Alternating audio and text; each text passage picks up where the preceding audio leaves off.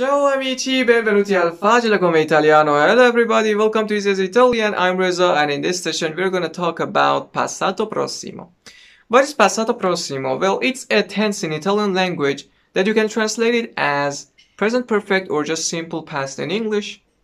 And well, passato prossimo itself actually means close past. I mean, passato means past. Prossimo as a noun means next, but as an adjective means close, early, or near. So close past would be the meaning of this tense's name. So now you get it why you can translate it as present perfect also. Now, how to make it, how to use it, I'll tell you everything. First, passato prossimo is one of the easiest tenses you can ever learn. It's just a combination of two verbs. Well, the first verb would be avere or essere, that you have already met. Avere means to have, essere means to be. I've said it many times. These are the most important verbs in Italian language because you need them almost everywhere that you want to make a sentence. So avere, essere. Now, after these, you have to put your main verb, but not as itself. You have to change it to its passato prossimo form. Okay? I will explain everything. Don't rush. Don't get confused. Just focus and listen.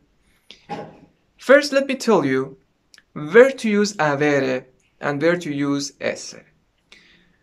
Look, in a very easy way, some verbs show a movement, a motion, and some verbs don't do that. The verbs that show a movement, you have to use essere for them. And for the rest of the verbs that don't show any movement, you use avere. What do I mean? I mean, for example, a verb like andare, that means to go, or venire, that means to come. In these verbs, you are moving. These are showing a movement. So for these verbs, you should use essere.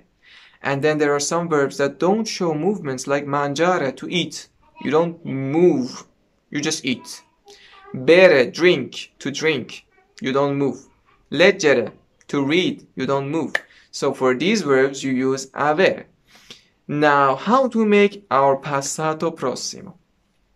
First, well, you have to conjugate avere or essere, each of them that you're using, in the present tense. Okay? I've told you the conjugation before. For avere, it would be o, I, a, abbiamo, avete, hanno. And for essere, it would be sono, sei, es, siamo, siete, sono. Pretty simple. Now, when you want to make a passato prossimo, you conjugate your avere or essere in present tense with the pronoun that you are using and you need. Okay, if I want to use first pronoun for myself, I would say sono or o. And then you would put your main verb, but it's passato prossimo form. How do I mean? For example, if you remember, I told you that there were three forms of verbs in Italian language. The verbs that end with are, the verbs that end with ire, and the verbs that end with ere. So for are, we had mangiare. For ire, we have something like, for example, sentire. And for, well, ere, we have a verb like potere. That means, well, can. Actually, can in Italian is different from the can in English. For example, in English, can is a limited verb. You can't use it everywhere. You can only use it in present tense or just simple past. Can, could, finished. But in Italian, you can use it in present, past, future. You can say, I will, can. These things are possible and very, very common, actually. So don't worry about the place of usage for potere. Means can. So, how would I make mangiare, sentire, and potere passato prossimo? For the verbs that end with are, you replace are with ato. So, mangiare would be mangiato. As simple as that. For the verbs that end with ire, you replace ire with ito. So, for sentire, it would be sentito. Then, for the verbs that end with ere, you replace ere with uto, so potere would be potuto. Very, very, very easy, really. So now let's work with avere a little. For example, I want to say I ate, very easy, ho mangiato. I read a book. Now, if you remember, we had irregular and regular verbs. Irregular verbs were some kind of verbs that if you would have conjugate them in the regular form, they wouldn't sound good, so they are irregular and their conjugation is different completely from the rules and patterns that are for regular verbs. And well, for example, the verb to read, leggere, if you remember, it was a regular verb in present tense. But now, for passato prossimo, it's an irregular verb. So, instead of saying leggiuto, you would say letto. Actually, it's easier. I mean, it's just shorter, easier to pronounce, and well, everything as you want. So, instead of leggere, letto. I read a book, ho letto un libro. Very easy. Now, we learned how to make the passato prossimo with the verbs that end, don't show any movement. And well, there's nothing more really to tell. It was just like that, finished. Now, for the verbs that show movement and we have to use essere, let me talk about that.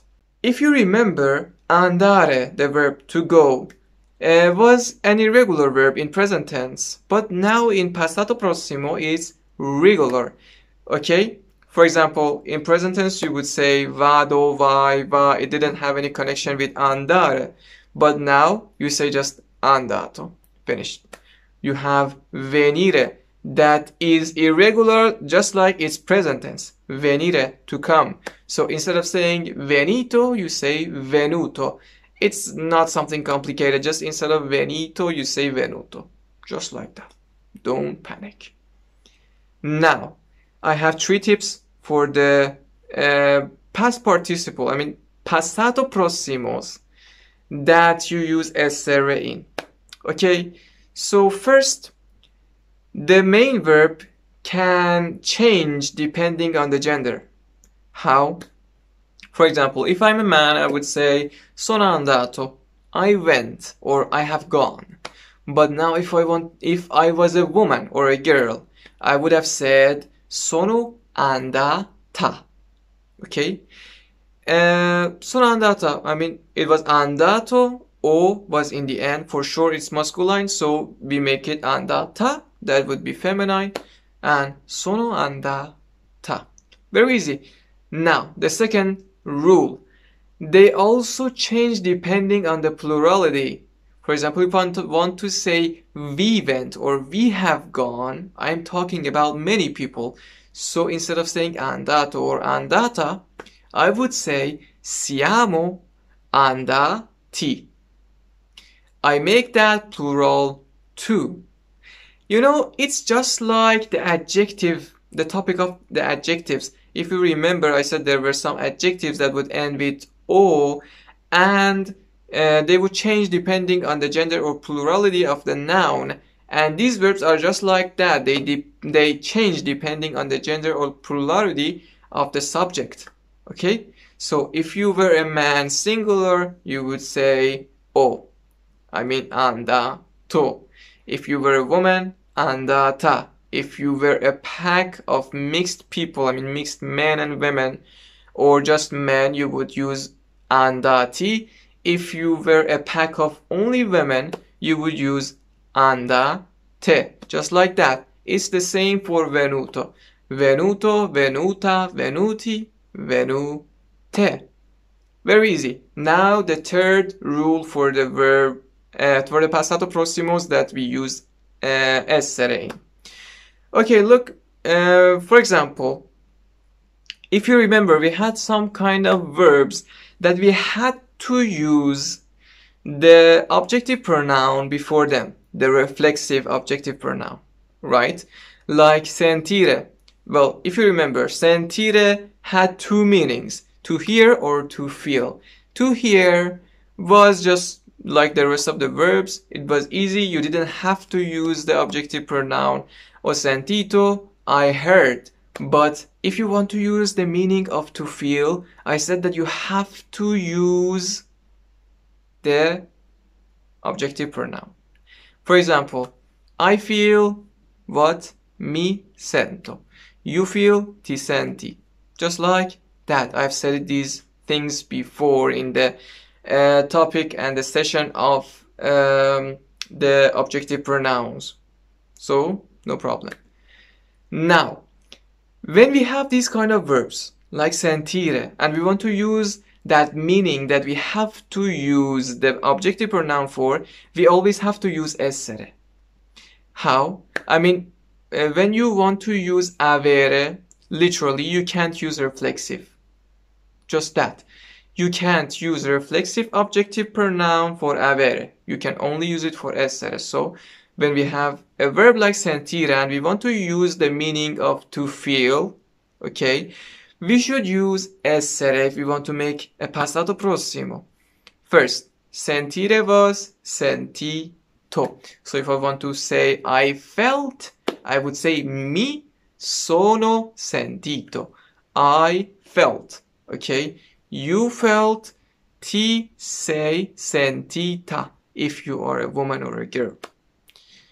It's like this. For example, you remember I said that lavare, to wash. If you are washing yourself, like taking a shower or just taking a bath, you have to use again the reflexive objective pronoun. So lavare, well, it ends with are, so it would be lavato. Now, if I want to use that meaning that I have to use the reflexive objective pronoun, I have to use essere. So I would say mi sono lavato. I washed myself, or I have washed myself. It works like that. So 3 rules for essere. Don't forget them. They change depending on the gender. They change depending on the plurality. And they for the verbs that you have to use reflexive objective pronoun all the times, you have to use essere, because avere cannot take reflexive objective pronoun. This was the session about passato prossimo. It was everything you had to know about passato prossimo. The only thing left is practice, practice, practice. And well, I'm not a book to give you practices, so find yourself practices. Make sentences by yourselves. Look words and verbs in dictionary and, well, make up something. Be creative.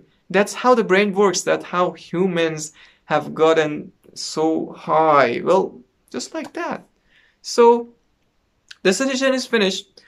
Don't forget to tell your friends if they like to learn Italian. My channel here is always open to everyone. And well, we are trying to do the best to teach Italian in the easiest way possible. Well, it's easy, but well, we are still trying to make it even easier. So appreciate. See you in the next couple of days. Have a good weekend.